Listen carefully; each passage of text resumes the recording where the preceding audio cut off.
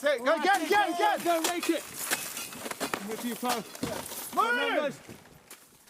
Armed police had no idea what they would find when they were called to a millionaire's mansion this April.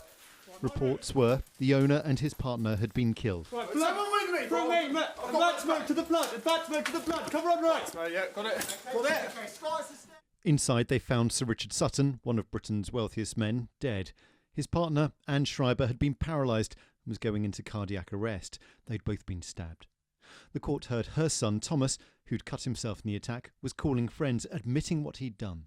I've let my anger get the best of me, and I've killed my mother, and I've killed her partner, and this is the last you'll ever hear from me, and I'm so sorry. I had to take action.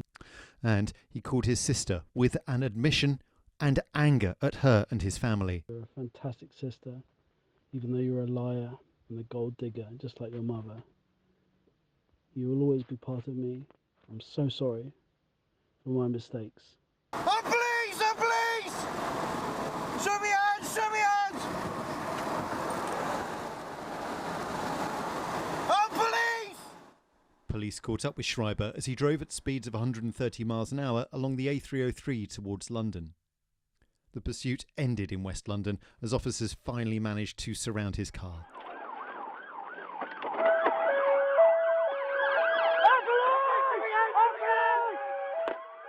But as the jury was shown this dynamic, dramatic video of the end of Schreiber's day of violence, the court was told this was the culmination of months, years probably, of simmering family tensions which bubbled over into murder.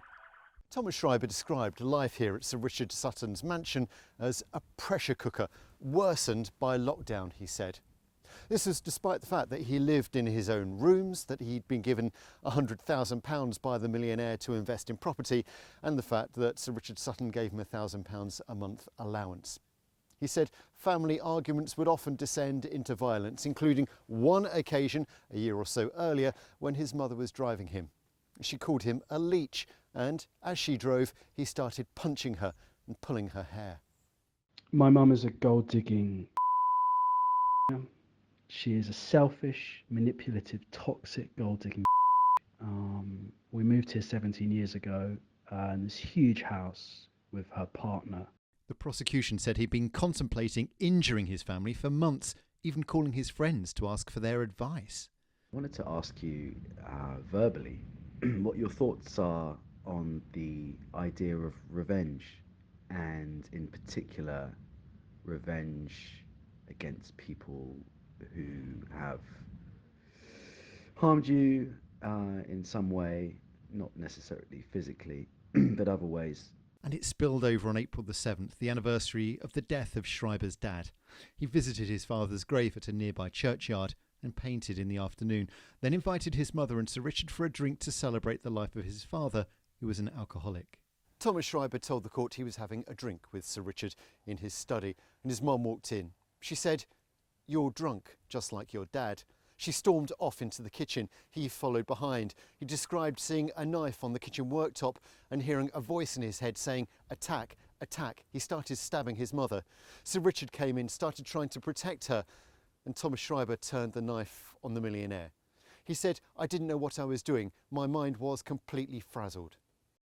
Anne Schreiber, who was left paralysed from her injuries, told the trial her son's face was screwed up in a grimace. He appeared out of control. She still has nightmares about the attack, she said.